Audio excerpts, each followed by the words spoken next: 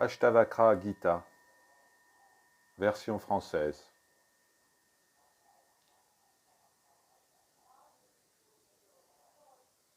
Janaka. Comment peut-on acquérir la sagesse? Comment peut-on être libre? Comment s'affranchir de nos passions? Dites-moi, maître. Ashtavakra. Si tu recherches la liberté, mon fils, évite les objets des sens comme s'ils étaient du poison, et pratique la tolérance, la sincérité, la compassion, le bonheur simple et l'authenticité comme antidote. Tu n'es constitué d'aucun des éléments, terre, eau, feu, air ou même éther. Pour être libre, réalise que tu es fait de conscience. Tu es le témoin des éléments. Si tu peux rester dans la pleine conscience, te voyant comme distinct du corps, alors immédiatement tu deviendras heureux, serein et libéré de tes liens. Vous n'appartenez pas au brahman ou à toute autre caste. Vous n'êtes à aucun stade, ni rien que l'œil puisse voir. Vous êtes sans attache et sans forme. Le témoin de tout, alors soyez heureux. La justice et l'injustice, le plaisir et la douleur sont purement de l'esprit et ne vous concernent pas. Vous n'êtes ni l'auteur, ni le moissonneur des conséquences. Vous êtes donc toujours libre. Vous êtes le seul témoin de tout et vous êtes toujours totalement libre. La cause de votre esclavage est que vous voyez le témoin comme autre chose qu'un témoin. Depuis que vous avez été mordu par le serpent noir, l'opinion à votre sujet est « je suis l'auteur ». Buvez donc l'antidote de la foi dans le fait que vous n'êtes pas l'auteur et soyez heureux. Brûlez. Brûlez la forêt de l'ignorance avec le feu de la compréhension. Vous êtes la seule conscience pure. Soyez heureux et sans détresse. Ce dans quoi tout cela, imaginez comme le serpent dans une corde, apparaît.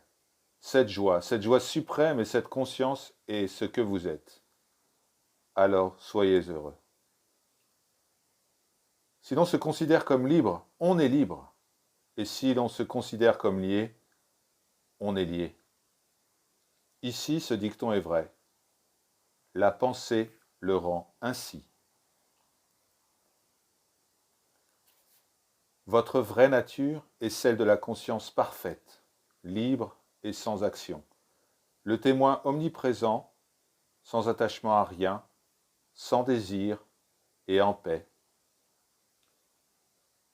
C'est par illusion que vous semblez être impliqué dans le cycle infernal des réincarnations.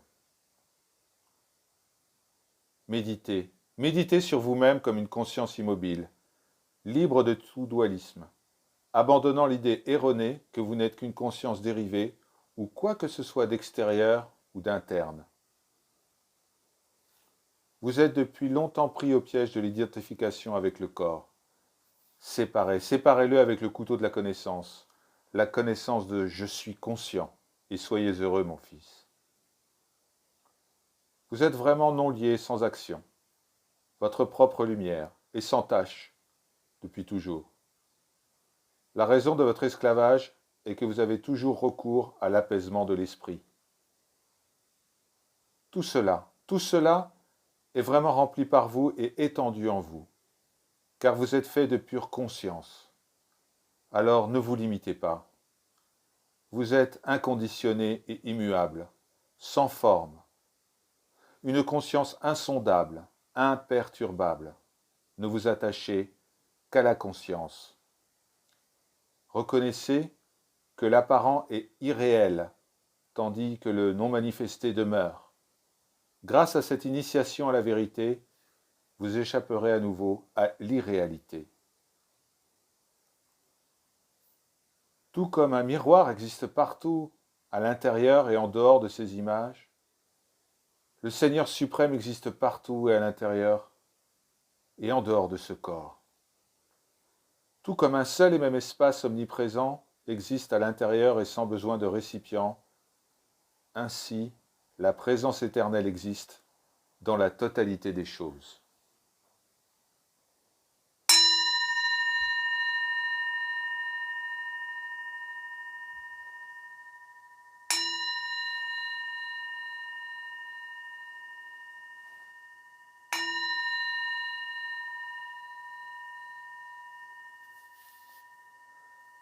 Janaka a déclaré « Vraiment, je suis sans défaut et en paix, la conscience au-delà de la causalité naturelle. Pendant tout ce temps, j'ai été affligé par l'illusion. Comme moi seul, je donne de la lumière à ce corps, je le fais au monde. En conséquence, le monde entier est à moi, ou alternativement, rien ne l'est. Alors maintenant que j'ai abandonné le corps et tout le reste, par chance, mon vrai moi devient apparent. Les vagues, la mousse, l'écume, les bulles ne diffèrent pas de l'eau. De la même manière, tout ce qui a émané de soi n'est autre que soi. Émaner de soi n'est pas autre. Lorsque vous l'analysez de près, le tissu n'est qu'un fil. De la même manière, lorsque tout cela est analysé, il s'avère qu'il n'est autre chose que soi-même. Le sucre, produit à partir du jus de la canne à sucre, est imprégné partout avec le même goût. De la même manière, tout ce qui existe, produit à partir de moi, est complètement imprégné de moi-même. De l'ignorance de soi, le monde apparaît, et par la connaissance de soi, il n'apparaît plus. Briller, briller est ma nature essentielle, et je ne suis rien d'autre que cela. Quand le monde brille, c'est seulement moi qui brille. Tout cela apparaît en moi, imaginé à cause de l'ignorance. Tout comme un serpent apparaît dans la corde, le mirage de l'eau est créé par le soleil, et l'argent semble briller dans la nacre. Tout cela, qui est né de moi, est aussi résolu en moi, comme une cruche redevenant argile, une vague redevenant eau, et un bracelet, un bijou, redevenant de l'or. Comme je suis magnifique. Grâce à moi, pour qu'il n'y a pas de destruction, restant même au-delà de la destruction du monde, de Brahma jusqu'à la dernière touffe d'herbe. Comme je suis magnifique. Gloire à moi, solitaire même si avec un corps, ni allant, ni venant nulle part, moi qui demeure éternellement, remplissant tout ce qui est. Comme je suis magnifique. Gloire à moi. Il n'y a personne d'aussi intelligent que moi. Moi qui ai porté tout ce qui est pour toujours, sans même le toucher avec mon corps. Comme je suis magnifique. Gloire à moi. Moi qui ne possède rien du tout, ou bien je possède tout ce à quoi la parole et l'esprit peuvent se référer. La connaissance, le sujet de connaissance et le connaissant, ces trois-là n'existent pas dans la réalité. Je suis la réalité immaculée dans laquelle ils apparaissent à cause de l'ignorance. Le vrai dualisme est la racine de la souffrance. Il n'y a pas d'autre remède que de réaliser que tout ce que nous voyons est irréel et que je suis la seule réalité inoxydable, constituée de la pure conscience. Je suis pure conscience. Bien que par ignorance, je me sois imaginé avoir des attributs supplémentaires. En réfléchissant continuellement comme ça, ma demeure se trouve dans l'inimaginable. Pour moi, il n'y a ni esclavage, ni libération. L'illusion a perdu son fondement et a cessé. Vraiment, tout cela existe en moi, bien qu'en fin de compte, cela n'existe même pas en moi. Reconnaissant que tout cela est mon corps ne sont rien. Alors que mon vrai moi n'est rien d'autre que la pure conscience, alors que reste-t-il? Que reste-t-il pour que l'imagination puisse travailler maintenant? Le corps, le ciel et l'enfer, l'esclavage et la libération, et la peur aussi. Tout cela n'est que pure imagination. Que reste-t-il à faire pour moi dans la nature même et la conscience? Je ne vois même pas de dualisme dans une foule de gens. Alors qu'est-ce que je gagne si cette foule était remplacée par un désert? Je ne suis pas le corps. Et le corps n'est pas mien. Je ne suis pas un être vivant. Je suis pure conscience. C'était ma soif de vivre qui était ma servitude. C'est vraiment dans l'océan infini de moi-même que, stimulé par les vagues colorées du monde, tout surgit soudain dans le vent de la conscience. Dans l'océan infini de moi-même, le vent de la pensée s'apaise et le bateau des marchands d'êtres vivants est détruit par son manque de marchandises. Comme c'est merveilleux. Merveilleux que dans l'océan infini de moi-même, les vagues des êtres vivants surgissent, entrent en collision, jouent et disparaissent, conformément à leur nature. Ashtavakra a déclaré: en vous sachant vraiment unique et indestructible, comment un sage possédant la connaissance de soi comme vous pourrait-il ressentir du plaisir à acquérir des richesses? En vérité, quand on ne se connaît pas, on prend plaisir aux objets de la perception erronée, tout comme la cupidité s'intéresse à l'illusion de l'argent dans la nacre, alors qu'il ne connaît pas la nacre pour ce qu'elle est. Tout cela jaillit comme des vagues dans la mer. Reconnaissant que je suis cela, pourquoi courir comme quelqu'un dans le besoin? Après avoir entendu parler de soi comme de la pure conscience et la suprême beauté, doit-on continuer à convoiter des objets sexuels sordides? Quand le sage a réalisé qu'il est lui-même dans tous les êtres, et que tous les êtres sont en lui, il est étonnant que le sens de l'individualité puisse continuer. Il est étonnant qu'un homme, qui a atteint l'état suprême non-duel, et qui est déterminé à bénéficier des bienfaits de la libération, soit encore soumis à la luxure et à la servitude et à l'activité. Il est étonnant qu'une personne déjà très affaiblie, et sachant très bien que son excitation est l'ennemi de la connaissance, ait encore envie de plaisir, même si à l'approche de ses derniers jours. Il est étonnant que celui qui n'est pas attaché aux choses de ce monde ou de l'autre, qui fait la distinction entre le permanent et l'impermanent, et qui aspire à la libération ait toujours peur de la libération. Qu'il soit célébré ou tourmenté, le sage est toujours conscient de sa nature suprême et n'est ni content ni déçu. La personne ayant une grande âme voit même son propre corps en action, comme s'il appartenait à quelqu'un d'autre. Alors comment devrait-il être dérangé, comment pourrait-il être dérangé par la louange ou le blâme? En voyant ce monde comme une pure illusion et sans aucun intérêt pour lui, comment la personne forte devrait-elle ressentir la peur, même à l'approche de la mort? Qui peut être comparé à la grande âme, dont l'esprit est libre de désir, même dans la déception, et qui a trouvé satisfaction dans la connaissance de soi? Comment une personne forte d'esprit, qui sait que ce qu'elle voit n'est rien d'autre que sa nature même, comment cette personne peut considérer une chose à saisir et une autre à rejeter? Un objet de plaisir qui vient de lui-même n'est ni douloureux ni agréable pour quelqu'un qui a éliminé l'attachement et qui est exempt de dualisme et de désir.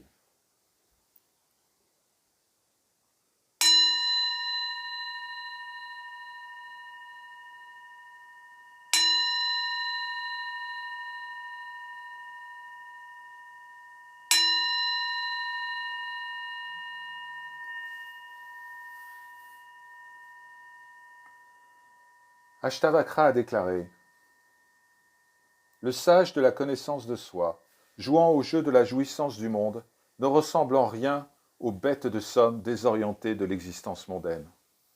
Vraiment, le sage, le yogi, ne ressent aucune excitation, même à être établi dans cet état auquel tous les dieux d'Inde aspirent inconsolablement. Celui qui a connu cela n'est pas touché à l'intérieur par de bonnes ou de mauvaises actions, tout comme l'espace n'est pas touché par la fumée, aussi grande qu'elle puisse paraître. Qui peut empêcher la grande âme, qui a connu ce monde entier comme lui, de vivre à sa guise. Des 4 catégories d'êtres, du Créateur suprême jusqu'à la dernière touffe d'herbe, seul l'homme de connaissance est capable d'éliminer le désir et l'aversion.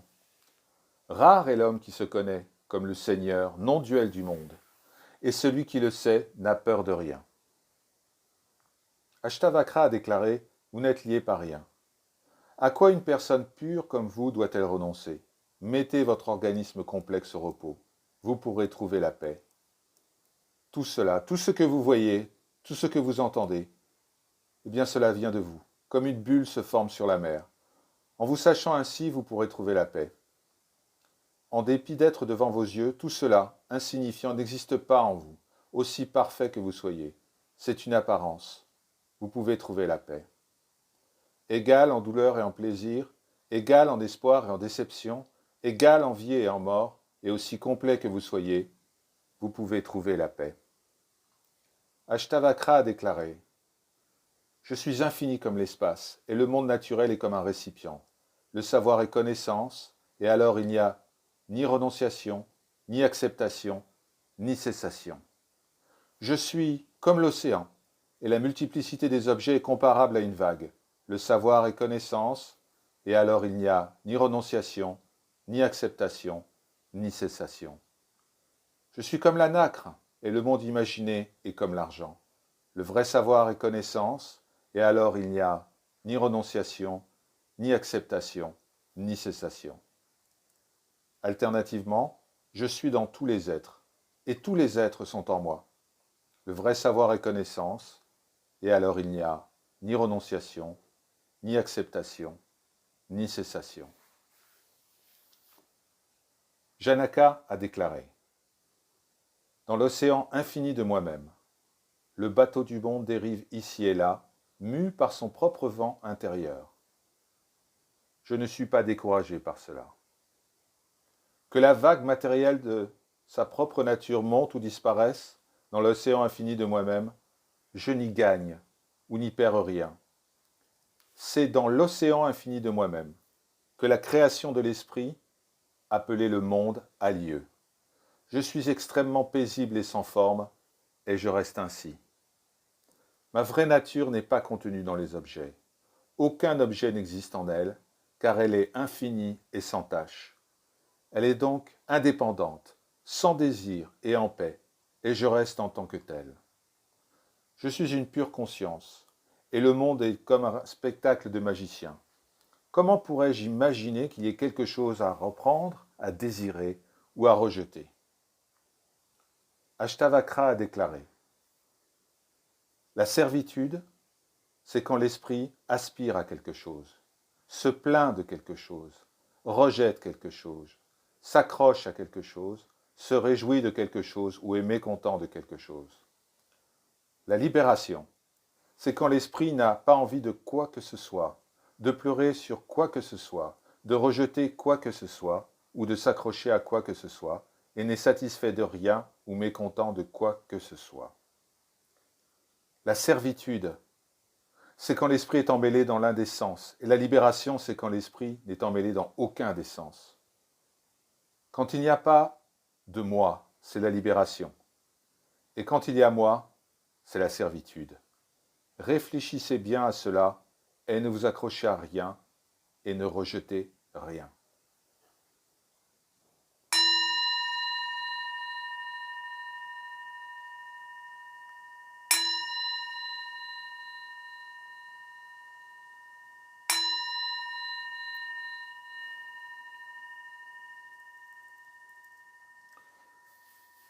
Ashtavakra a déclaré « Sachant que le dualisme des choses faites et des choses défaites a été mis au repos, ou la personne pour qui elles se sont produites, alors vous pouvez ici et maintenant aller au-delà du renoncement et des obligations par l'indifférence à de telles choses.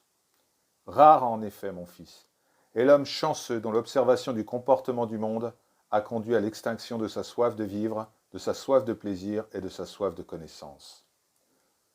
Tout cela, vie, plaisir et connaissance, tout cela est transitoire, et gâté par les 3 sortes de douleurs. Le sachant insignifiant, ignoble et propre rejet, on atteint la paix. Quand était cet âge béni où le dualisme des extrêmes n'existait pas pour les hommes? En les abandonnant, une personne qui est heureuse avec tout ce qui vient atteint la perfection. Qui ne se retrouve pas indifférent de telles choses et n'atteint pas la paix quand il a vu les différences d'opinion entre les grands sages, les saints et les yogis? N'est-il pas un gourou, un maître, qui, doté de passion et d'équanimité, parvient à une parfaite connaissance de la nature de la conscience et conduit les autres hors du cycle infernal des réincarnations? Si vous ne voyez que les transformations des éléments comme rien de plus que les éléments, alors vous serez immédiatement libéré de tous les liens et établi dans votre propre nature. Les désirs créent le destin. Sachant cela, abandonnez-les. Leur renonciation est la renonciation ultime. Maintenant, vous pouvez rester tel que vous êtes.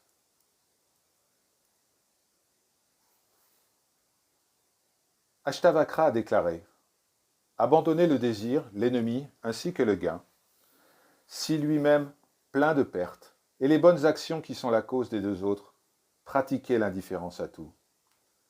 Considérez des choses comme la propriété, les amis, l'argent, les biens, les époux, les épouses, comme rien de plus qu'un rêve ou un spectacle de magicien d'une durée de 3 ou 5 jours.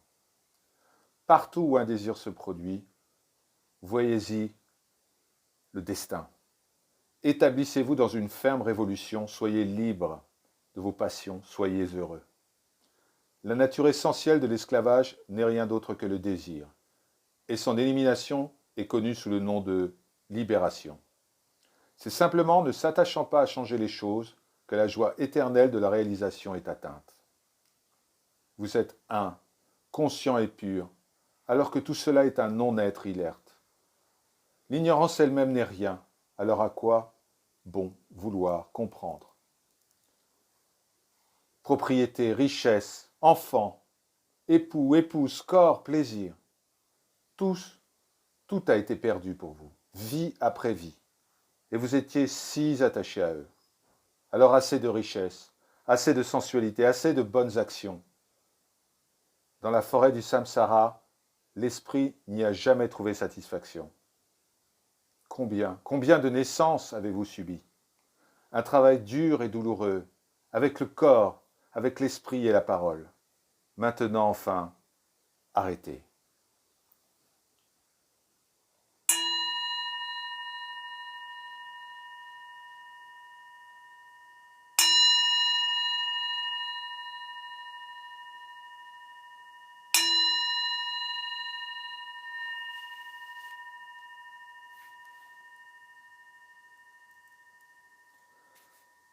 Ashtavakra a déclaré: insensible et non perturbé, réalisant que l'être, le non-être et le changement sont de la nature même des choses, on trouve facilement la paix. En paix, après avoir abandonné tous les désirs à l'intérieur et réalisé que rien d'autre n'existe ici, rien d'autre que le Seigneur, le Créateur de toutes choses, on n'est plus attaché à rien. Réalisant que le malheur et la fortune viennent en leur temps, on est content, ses sens sont sous contrôle, on aime, on ne déteste rien.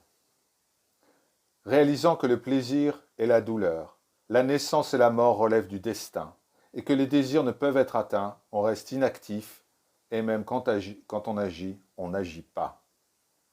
Réalisant que la souffrance ne vient de rien d'autre que la pensée, abandonnant tous les désirs, on s'en débarrasse, et on est heureux et en paix partout. Réalisant, je ne suis pas seulement un corps, et ce corps n'est pas le mien, je suis la conscience. On atteint l'état suprême et on ne se souvient plus des choses faites ou des choses défaites. Réalisant, j'existe seul, je suis Brahma, je suis aussi la dernière touffe d'herbe. Alors on se libère de l'incertitude, on est pur, en paix et indifférent à ce qui a été atteint ou non. Réalisant que tout ce monde varié et merveilleux n'est rien. On devient pure réceptivité, libre de tout penchant, et comme rien n'existe en dehors de nous-mêmes, nous trouvons la paix. Janaka a déclaré: tout d'abord, j'étais opposé à l'activité physique, puis au discours long et enfin à la pensée elle-même. C'est pourquoi je suis maintenant établi. En l'absence de plaisir des sons et des autres sens, et du fait que je ne suis pas moi-même un objet des sens, mon esprit est concentré et libre de toute distraction. C'est pourquoi je suis maintenant établi. En raison de la distraction de choses telles qu'une mauvaise identification, on est poussé à lutter pour l'immobilité mentale. Reconnaissant ce phénomène, je suis maintenant établi. En abandonnant le sens du rejet et de l'acceptation, et avec le plaisir et la déception cessant, aujourd'hui, je suis maintenant établi. Grâce à la vie en communauté, grâce à la méditation et à l'élimination des objets créés par l'esprit, grâce à tout cela, j'ai vu mon erreur et je suis maintenant établi. Tout comme la réalisation des actions est due à l'ignorance, leur abandon l'est aussi. En reconnaissant pleinement cette vérité, je suis maintenant établi. Essayer de penser l'impensable, c'est faire quelque chose de contre-nature à la pensée. Abandonnant ainsi une telle pratique, je suis maintenant établi. Celui qui a réalisé cela a atteint le but de la vie. Celui qui est d'une telle nature a fait ce qui doit être fait.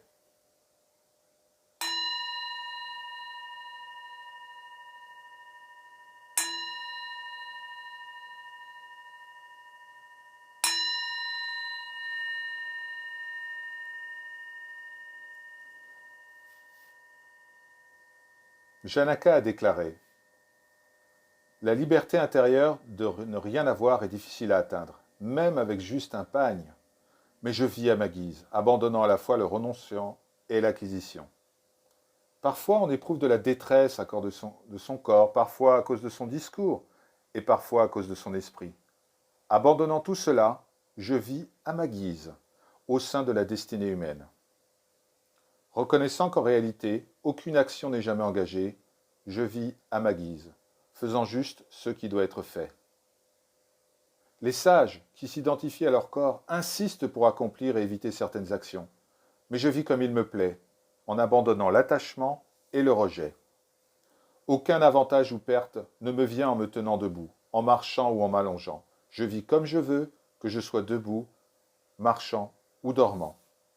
Je ne perds rien en dormant et je ne gagne rien par l'effort. Donc je vis comme je veux, abandonnant le succès et l'échec. Observant continuellement les inconvénients des choses comme les objets agréables, je vis comme il me plaît, abandonnant l'agréable et le désagréable.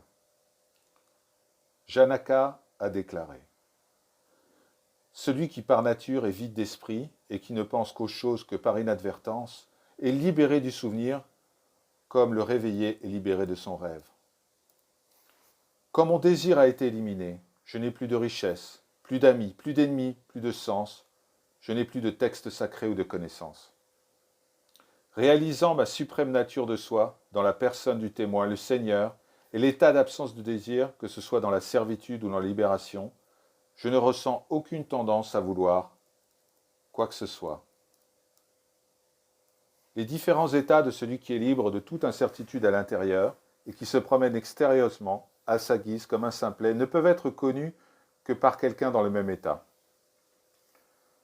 Ashtavakra a déclaré « Alors qu'un homme d'une pure intelligence peut atteindre son objectif par les instructions les plus simples, un autre peut rechercher la connaissance toute sa vie et rester perplexe. La libération est un dégoût pour les objets des sens. L'esclavage est l'amour des sens. Ceci est la connaissance. Maintenant, fais ce que tu veux. » Cette connaissance de la vérité rend un homme éloquent, intelligent et énergique, elle le rend muet, stupide et paresseux. Donc il est évité par ceux dont le but est la jouissance. Mais vous n'êtes pas le corps. Ce corps n'est pas le vôtre. Vous n'êtes pas le faiseur d'action ou le moissonneur de leurs conséquences. Vous êtes une conscience éternellement pure, le témoin qui n'a besoin de rien. Vivez heureux. Le désir et la colère sont des objets de l'esprit, mais l'esprit n'est pas le vôtre. Il ne l'a jamais été. Vous êtes une conscience sans choix, elle-même et immuable. Vivez heureux. Se reconnaître en tous les êtres et tous les êtres en soi, être heureux, libre du sens des responsabilités et libre de se préoccuper du vrai moi. Votre nature est la conscience dans laquelle le monde entier jaillit. comme des vagues dans la mer. C'est ce que vous êtes sans aucun doute, alors soyez libre de toute perturbation. Ayez foi, mon fils, ayez foi. Ne vous laissez pas leurrer. Vous êtes vous-même le Seigneur, dont la nature même est la connaissance, et vous êtes au-delà de la causalité naturelle. Le corps, investi d'essence, reste immobile. Il va, il vient. Vous-même ne venez ni ne partez. Alors pourquoi vous en soucier? Laissez le corps durer jusqu'à la fin des temps, ou laissez-le mourir maintenant. Qu'avez-vous gagné ou perdu lorsque vous savez que tout est pure conscience? Laissez la vague du monde s'élever et s'apaiser selon sa propre nature en vous, le grand océan. Ce n'est ni un gain, ni une perte pour vous. Mon fils, tu es constitué de pure conscience, et le monde n'est pas séparé de toi. Alors qui doit l'accepter ou le rejeter, et comment? Et pourquoi? Comment peut-il y avoir naissance, karma, responsabilité dans cette conscience immuable, paisible, sans tache et infinie, qui est vous? Quoi que vous voyez, c'est vous seul qui vous manifestez. En quoi les colliers, les bracelets de cheville peuvent être différents de l'or dont ils sont faits? Abandonnant des distinctions telles que « il est ce que je suis » ou « je ne suis pas cela », reconnaissez que tout est moi-même et soyez sans distinction et heureux. C'est par votre ignorance que tout cela existe. En réalité, vous seul existez.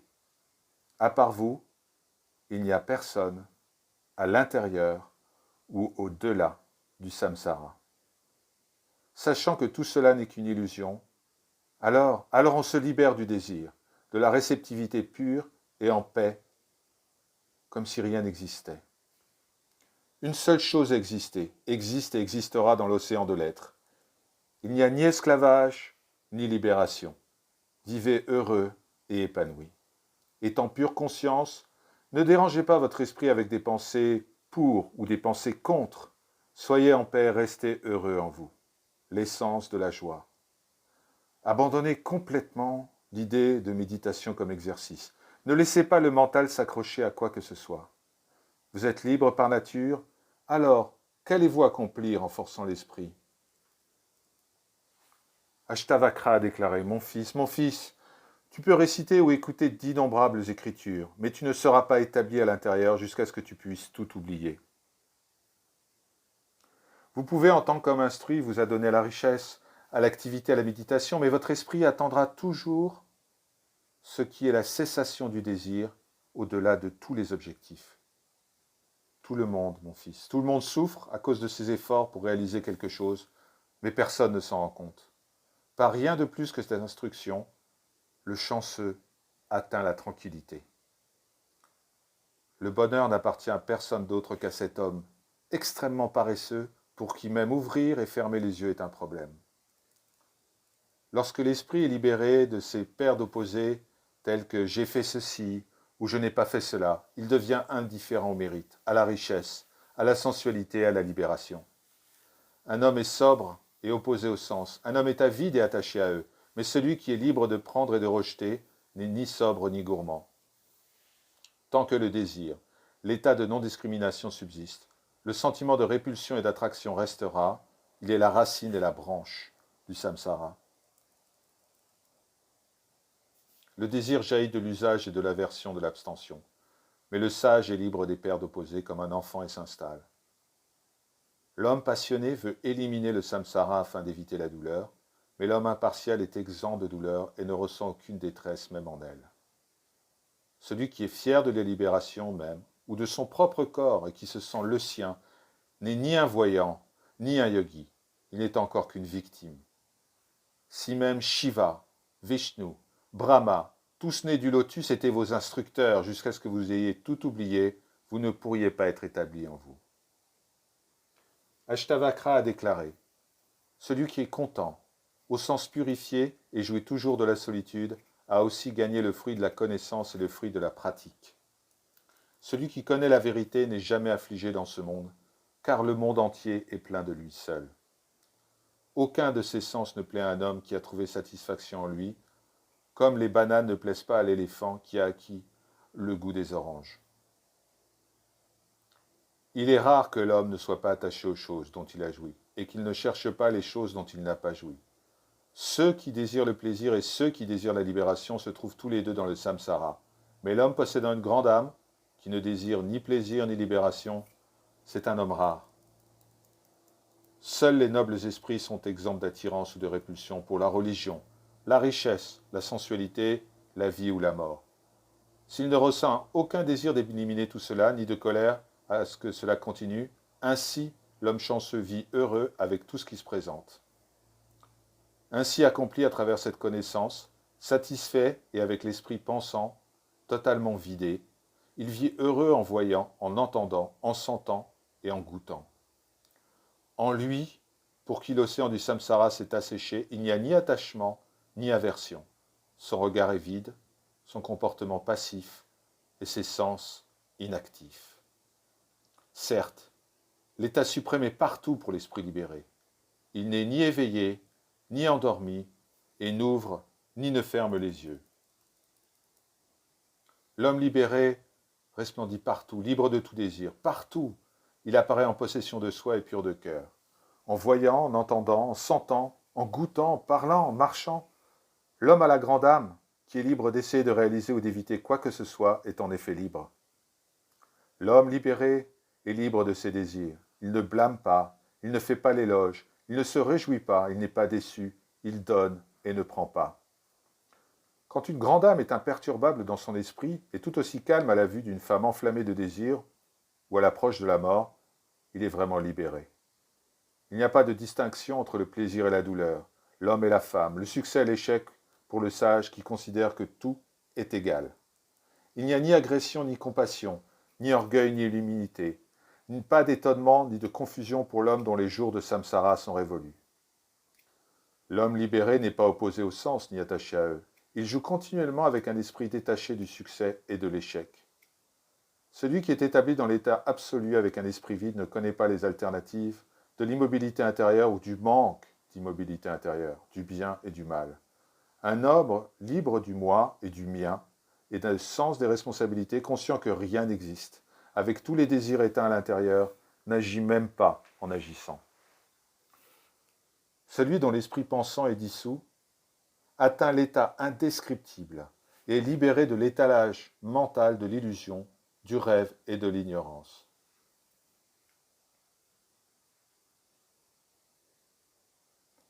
Ashtavakra a déclaré « Louange à celui par la conscience duquel l'illusion elle-même devient comme un rêve, à ce qui est pur bonheur, paix et lumière. On peut obtenir toutes sortes de plaisirs par l'acquisition de divers objets de jouissance, mais on ne peut être heureux qu'en renonçant à tout. Comment peut-il y avoir du bonheur pour celui qui a été brûlé à l'intérieur par le soleil torride de la douleur, de penser qu'il y a encore des choses à faire sans la pluie du nectar de la paix? Cette existence, notre existence, n'est que de l'imagination. Ce n'est rien dans la réalité, mais il n'y a pas de non-être pour les natures qui savent distinguer l'être du non-être. Le royaume de Dieu n'est pas loin, mais il ne peut pas être atteint par l'ajout de limitation à sa nature. Il est inconcevable, immuable et immaculé, et pourtant il est simple d'accès. Par la simple élimination de l'illusion et de la reconnaissance de sa vraie nature, ceux dont la vision est dégagée vivent sans chagrin. Sachant tout simplement comme imagination et lui-même comme éternellement libre, pourquoi le sage devrait-il se comporter comme un fou? Ce sachant Dieu, l'être et le non-être n'étant qu'imagination, que devrait apprendre, dire ou faire l'homme libre du désir? Des considérations comme « je suis ceci » ou « je ne suis pas cela » sont inutiles pour le sage qui est devenu silencieux en réalisant que tout est moi-même. Pour le yogi qui a trouvé la paix, il n'y a ni distraction ni concentration, ni connaissance supérieure, ni ignorance, ni plaisir, ni douleur. La domination du monde ou la mendicité, le gain ou la perte, la vie parmi les hommes ou dans la forêt, cela ne fait aucune différence pour un sage dont la nature est d'être exempt de distinction. Il n'y a pas d'obligation religieuse, de richesse, de sensualité ou de discrimination pour un sage libre d'opposer tel que « j'ai fait ceci » ou « je n'ai pas fait cela ». Il n'a rien à faire, ni aucun attachement dans son cœur pour le sage libéré de son vivant. Les choses dureront jusqu'à la fin de la vie. Il n'y a pas d'illusion, il n'y a pas de monde, il n'y a pas de méditation sur cela, ni de libération pour la grande âme pacifiée. Toutes ces choses ne sont que du domaine de l'imagination. Celui qui par tout cela et visible peut bien faire croire que cela n'existe pas, mais que faire sans désir? Même en le voyant, il ne le voit pas. Celui qui par le suprême Brahma est vu, et peut penser « je suis le Créateur ». Mais que doit penser celui qui est sans pensée et qui ne voit aucune dualité? Celui qui par la distraction intérieure est vu peut y mettre fin, mais le noble esprit n'est pas distrait. Quand il n'y a rien à faire, que doit-il faire? Le sage, contrairement à l'homme du monde, ne voit pas l'immobilité intérieure, la distraction ou la faute en lui-même, même lorsqu'il vit comme un homme du monde. Rien n'est fait par celui qui est libre d'être et de non-être, qui est satisfait sans désir et sage, même si aux yeux du monde il agit. Le sage qui continue de faire ce qui se présente à lui ne rencontre aucune difficulté, ni dans l'activité, ni dans l'inactivité. Celui qui est sans désir, autonome, indépendant et sans lien est comme une feuille morte soufflée par le vent de la causalité. Il n'y a ni joie ni chagrin pour celui qui a transcendé le samsara. Avec un esprit paisible, il vit comme sans corps. Celui dans la joie est lui-même et qui est paisible et pur à l'intérieur n'a aucun désir de renoncement ni de sentiment de perte de quoi que ce soit. Pour l'homme à l'esprit naturellement vide, faisant comme il lui plaît, il n'y a pas de fierté ou de fausse humilité, comme elle n'existe pour l'homme du monde. Cette action a été faite par le corps, mais pas par moi. La personne de nature pure qui pense ainsi n'agit pas même lorsqu'elle agit. Celui qui agit sans pouvoir dire pourquoi, mais n'est pas de ce fait un idiot, il est libéré de son vivant, heureux et béni. Il est heureux même dans le samsara. Celui qui en a assez des considérations sans fin et a atteint la paix ne pense pas, ne sait pas, n'entend pas et ne voit pas.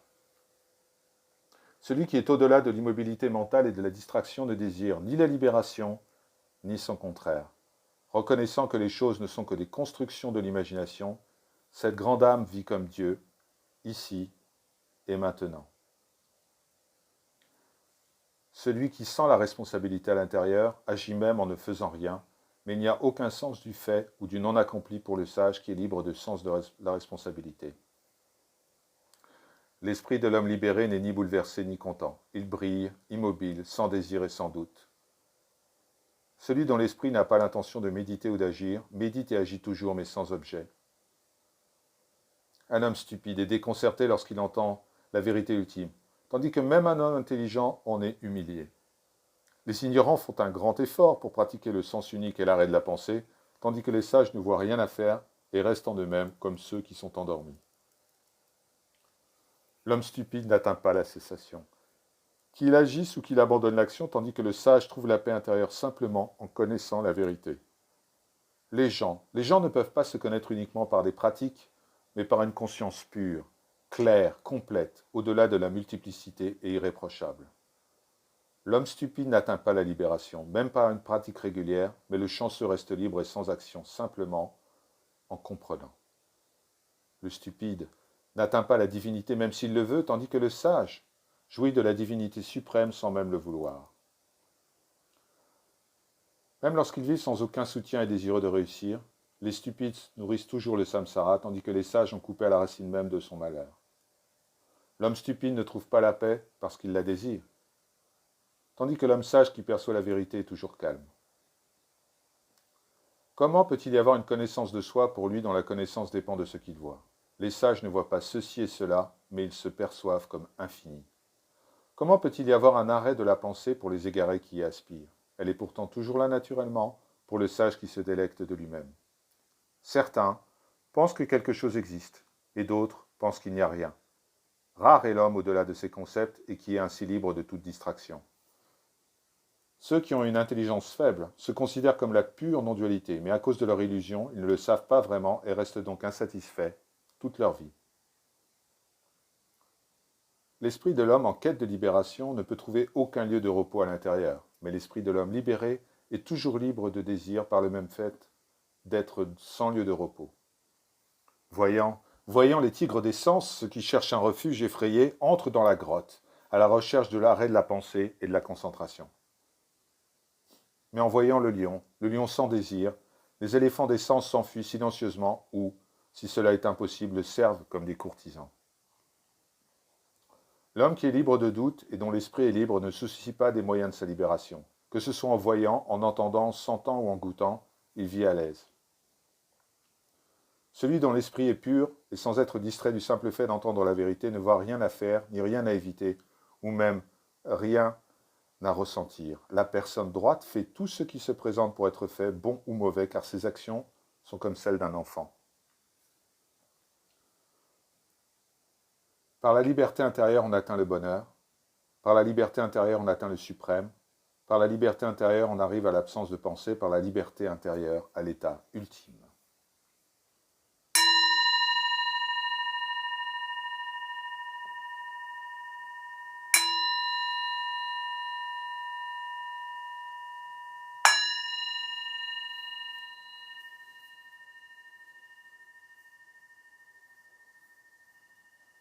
Quand on se voit ni comme l'auteur ni comme le moissonneur des conséquences, alors toutes les ondes mentales prennent fin. Le comportement spontané sans prétention du sage est remarquable, mais pas le silence délibéré de l'insensé. Les sages, qui sont débarrassés de leur imagination, non liés avec une conscience sans entrave, peuvent s'amuser au milieu de nombreux biens, ou bien habiter dans des grottes, dans la montagne. Il n'y a pas d'attachement dans le cœur d'un sage, qu'il voie ou qu'il rende hommage à un brahman instruit, à un être céleste, à un lieu saint, à une femme, à un roi ou à un ami. Le sage n'est pas du tout découragé, même lorsqu'il est humilié par la moquerie de ses serviteurs, de ses fils, de ses femmes, de ses petits-enfants ou d'autres parents. Même quand il est content, il n'est pas content. Ne souffre même pas lorsqu'il souffre. Seuls ceux, comme lui, peuvent connaître l'état merveilleux d'un tel homme. C'est le sentiment qu'il y a quelque chose à accomplir qui est le samsara. Les sages qui sont de la forme du vide, informe, immuable et impeccable, ne voient rien de tel. Même lorsqu'il ne fait rien, le fou est agité par l'agitation, tandis qu'un homme habile reste tranquille, même lorsqu'il fait ce qu'il y a à faire. Heureux il se lève, heureux il s'assoit, heureux il dort. Et heureux il va et il vient. Heureux il parle et heureux il mange. C'est la vie d'un homme en paix. Celui qui, de par sa nature même, ne ressent aucun malheur dans sa vie quotidienne comme les gens du monde, reste tranquille comme un grand lac, débarrassé de la souillure. Même l'abstention de l'action a l'effet de l'action chez un fou, tandis que même l'action du sage apporte les fruits de l'inaction.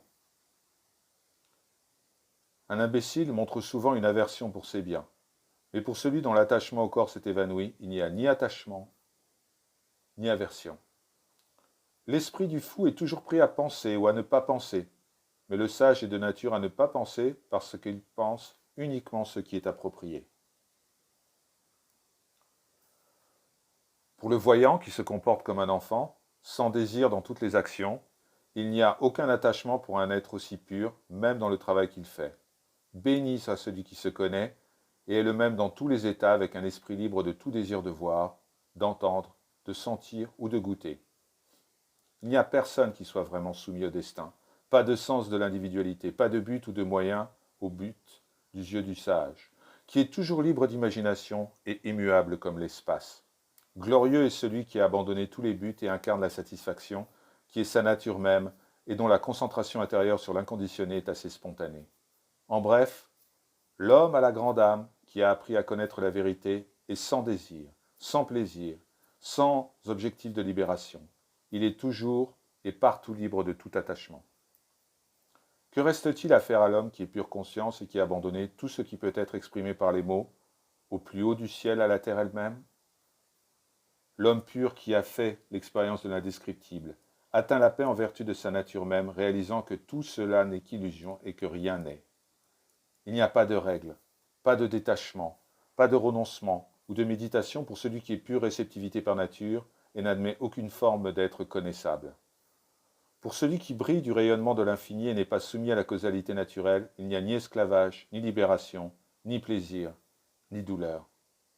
L'illusion pure règne dans le samsara, qui se poursuivra jusqu'à la réalisation de soi. Mais l'homme éveillé vit dans la beauté de la liberté du moi et du mien, du sens des responsabilités et de tout attachement. Pour le voyant, qui se connaît comme impérissable et au-delà de la douleur, il n'y a ni connaissance, ni monde, ni le sentiment que je suis le corps, ou qu'il est mien. À peine un homme peu intelligent abandonne-t-il des activités comme l'élimination de la pensée, qu'il tombe dans la course à l'esprit et le bavardage. Un imbécile ne se débarrasse pas de sa stupidité, même en entendant la vérité. Il peut sembler extérieurement libre d'imagination, mais à l'intérieur, il aspire toujours au sens. Bien qu'aux yeux du monde il soit actif, l'homme qui a abandonné l'action par la connaissance ne trouve aucun moyen de faire ou de parler. Pour le sage qui est toujours immuable et sans peur, il n'y a ni ténèbres, ni lumière, ni destruction. Il n'y a ni courage, ni prudence, pour le sage dont la nature est indescriptible et sans individualité. Il n'y a ni paradis, ni enfer, ni libération pendant la vie. En un mot, aux yeux du voyant, rien n'existe du tout. Il ne désire ni les possessions, ni ne se plaint de leur absence. L'esprit calme du sage est plein du nectar de l'immortalité. L'homme impartial ne loue pas le bien et ne blâme pas les méchants. Content et égal, en douleur et en plaisir, il ne voit rien à faire. L'homme impartial n'est pas opposé au samsara, ni ne cherche à se connaître. Libre de plaisir et d'impatience, il n'est pas mort et il n'est pas vivant. Le sage excelle en étant libre de toute anticipation, sans attachement à des choses telles que les enfants ou les femmes, libre du désir des sens, et ne se souciant même pas de son propre corps. Le sage qui vit de tout ce qui lui arrive se promène où bon lui semble et dort partout où le soleil se couche. Ce sage est en paix partout. Que son corps monte ou descende, la grande âme n'y pense pas, ayant tout oublié du samsara en venant se reposer sur le sol de sa vraie nature. Le sage a la joie d'être complet en lui-même et sans possession, agissant à sa guise, libre de dualité et débarrassé des doutes, et sans attachement à aucune créature. Le sage excelle à être dans le sens du moi. La terre, la pierre ou l'or lui sont identiques. Les nœuds de son cœur ont été déchirés et il est libéré de l'avidité et de la cécité. Qui peut se comparer à cette âme satisfaite, libérée, qui ne se soucie de rien et n'a plus de désir dans son cœur? Qui, sinon l'homme droit, sans désir, sans savoir, sans voir et sans parler? Mendiant ou roi, il excelle dans ce qui est sans désir, et dont l'opinion dont les choses sont débarrassées du bon et du mauvais. Il n'y a ni comportement totalement dissolu, ni vertu suprême, ni même discrimination de la vérité pour le sage qui a atteint le but et incarne la sincérité sans pitié. Ce qui est vécu à l'intérieur par celui qui est sans désir et sans douleur, et se content de se reposer en lui-même, comment pourrait-il être décrit? Et par qui? Le sage est satisfait en toutes circonstances. Il ne dort pas dans un sommeil profond, il ne dort pas dans un rêve, et il ne se réveille pas lorsqu'il est éveillé. Le voyant est sans pensée même en pensant, sans sens parmi les sens, sans comprendre même en comprenant, et sans sens de responsabilité même dans l'ego. Ni heureux ni malheureux, ni détaché ni attaché, ni en quête de libération ni libéré, il n'est ni quelque chose, ni rien. Pas distrait par la distraction, ce bienheureux n'est même pas sage dans sa sagesse. L'homme libéré est en lui-même en toutes circonstances, est libre de l'idée de faire ou encore à faire. Il est le même où qu'il soit et sans avidité, il ne s'attarde pas sur ce qu'il a fait ou n'a pas fait. Il n'est pas content lorsqu'il est félicité, ni contrarié lorsqu'il est blâmé. Il n'a pas peur de la mort et n'est pas attaché à la vie. Un homme en paix ne s'enfuit pas sur une île tropicale ou dans la forêt. Quoi qu'il en soit, et où qu'il soit, il reste le même.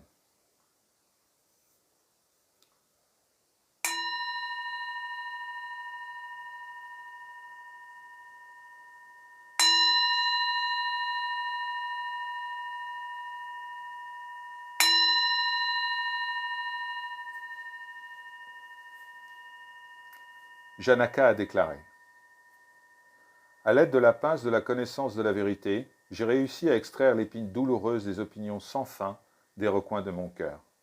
Pour moi, établi dans ma propre gloire, il n'y a pas d'obligation religieuse, pas de sensualité, pas de possession, pas de philosophie, pas de dualité ou même de non-dualité. Pour moi, établi dans ma propre gloire, il n'y a ni passé, ni futur, ni présent, il n'y a ni espace, ni éternité. Pour moi, établi dans ma propre gloire, il n'y a ni moi, ni non-moi, ni bien, ni mal, ni pensée, ni même absence de pensée. Pour moi, établi dans ma propre gloire, il n'y a ni rêve, ni sommeil profond, ni réveil, ni quatrième état au-delà de tout cela, et certainement pas de peur. Pour moi, établi dans ma propre gloire, il n'y a rien de loin et rien de proche, rien dedans ou rien dehors, rien de grand ou rien de petit. Pour moi, établi dans ma propre gloire, il n'y a pas de vie ou de mort, pas de monde ou de choses de ce monde, pas de distraction, et pas d'immobilité de l'esprit. Pour moi, pour que je reste en moi-même, il n'est pas nécessaire de parler des 3 objectifs de la vie, du yoga ou de la connaissance. Chanaka a déclaré : dans ma nature immaculée, il n'y a pas d'éléments, pas de corps, pas de facultés, pas d'esprit. Il n'y a ni vide, ni désespoir. Pour moi, libre du sens du dualisme, il n'y a pas de texte sacré, pas de connaissance de soi, pas d'esprit libre des objets, pas de satisfaction et pas de désir de liberté. Il n'y a pas de connaissance ou d'ignorance. Il n'y a pas moi, ceci ou mien, pas de servitude, pas de libération et aucune appropriation de la nature de soi. Pour celui qui est toujours exempt des caractéristiques individuelles, il n'y a pas d'action causale antécédente, pas de libération pendant la vie et pas d'accomplissement au moment de la mort. Pour moi, libre de l'individualité, il n'y a ni faiseur ni moissonneur des connaissances, ni arrêt de l'action, ni surgissement de la pensée, ni objet immédiat, ni idée de résultat. Il n'y a pas de monde, pas de chercheur de libération, pas de sage, pas de voyant, pas de personne liée ou de personne libérée. Je reste dans ma propre nature non duelle. Il n'y a ni émanation, ni retour, ni but, ni moyen, ni chercheur, ni réalisation. Je reste dans ma propre nature non duelle. Pour moi qui suis toujours immaculé, il n'y a pas de juge, pas de normes, rien à évaluer et pas d'évaluation. Pour moi qui suis à jamais inactif, il n'y a pas de distraction ou de concentration d'esprit, pas de manque de compréhension, pas de bêtises, pas de joie et pas de chagrin. Pour moi, qui suis toujours libre des délibérations, il n'y a ni vérité conventionnelle, ni vérité absolue, ni bonheur, ni souffrance. Pour moi qui suis toujours pur, il n'y a pas d'illusion, pas de samsara, pas d'attachement ou de détachement, pas d'organisme vivant et pas de Dieu extérieur à moi-même. Pour moi, qui suis à jamais immobile et indivisible, établi en moi-même, il n'y a ni activité ni inactivité, ni libération ni esclavage. Pour moi, qui suis béni et sans limitation, il n'y a pas d'initiation de texte sacré, pas de disciple ou d'enseignant, et pas de but de la vie. Il n'y a ni être, ni non-être, ni unité, ni dualisme. Que dire de plus ? Il n'y a rien en dehors de moi.